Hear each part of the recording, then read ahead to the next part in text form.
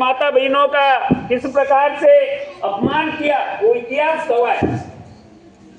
ऐसे महापुरुषों की बलि के कारण ही आज हम ये स्वतंत्रता का आनंद ले रहे हैं। लेकिन वो इतने बड़े महापुरुष कैसे बने, एक छोटी सी उनकी जीवनी की कथा छोटी सी कहकर के मैं मेरी बात को विराम दूंगा। जब वो बालक था, यानी कि बाल जीवन 3-4 वर्ष का था, तो माताजी रोज, सुभाष की माँ रोज पूजा करने जाती थी और वो मंदिर था माँ काली का पूजा के लिए जाती थी। माता का स्वभाव होता है, जो शिशु होता है उसको साथ मंदिर में ले जाती है अच्छे संस्कारों के लिए। तो रोज बालक जाता और जाने पर बड़े प्रेम के साथ माँ के साथ पूजा करके आता। वो 4-5 साल का अबोध बालक सब कुछ देखता था।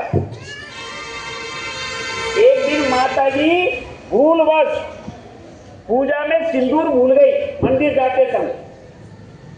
जब बालक और माँ दोनों मंदिर पहुंचे तो छोटे से बालक ने अपने माँ का चेहरा पड़ा और देखा कि रोज को माता जी जब मंदिर आती थी बड़ी प्रसन्न होती थी, आज के चेहरे पर उदासी छाई हुई है। उस बालक ने कहा, माता जी आज आप उदास क्यों मंदिर में? माँ ने कहा, बेटा कुछ नहीं।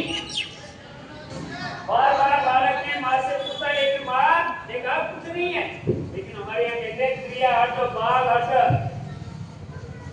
तो बालक ने जिद कर ली, नहीं आप बताओ क्या कारण है।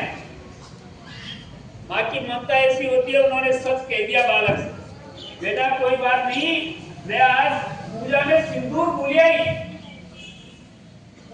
मंदिर और घर की दूरी बहुत दूर थी, माँ वापिस मैं घर जाती सिंदूर लाती तो समय लगता।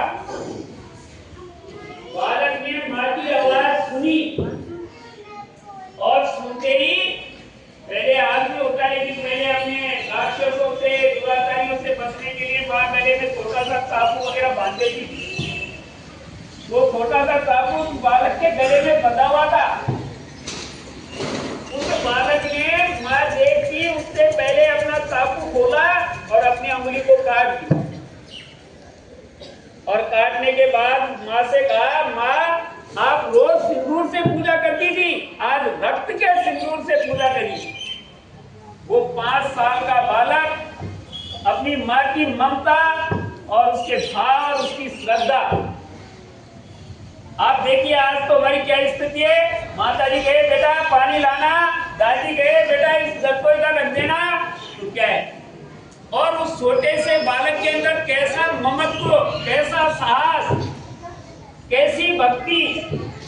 उसी का परिणाम था कि वो इस भारत भूमि को स्वतंत्र कराने के लिए अपने आप को बलिदान की कुर्बानी पे चढ़ गया।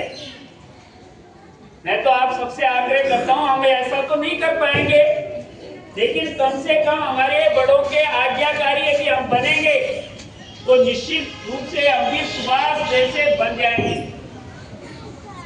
वो बालक सुभाष आज तो यदि बोर्ड क्लास में भी सिलेक्शन हो जाता है तो घर में उमंग छा जाती है, लेकिन उस बालक सुभाष का हमारे यहाँ IAS भारतीय प्रशासनिक सेवा में चयन हो गया था। लेकिन यहाँ पर शासन अंग्रेजों का। जब उसको कॉल लेटर बुलावा भेजा तो उस बालक ने कहा मैं नौकरी नहीं करूंगा। उससे पूछा क्यों? उसने कहा जब सुभाष तुम्हारी अधीनता स्वीकार करके नौकरी करेगा, इस भारत भूमि को आजाद कौन कराएगा। तो हमारे अंदर राष्ट्र प्रेम, मातृ प्रेम, गुरु प्रेम, ये सब प्रेरणा आज के इस उत्सव पर यदि हम लेकर के जाते हैं तो हमारा ये यहाँ पर यज्ञ करना, पूजन करना सब कुछ सार्थक रहेगा। अन्यथा तो फिर आए जो कुछ होना है होके चला गया। तो आप सबसे मेरा आग्रह रहेगा कि हम भी बालक सुभाष जैसा बने।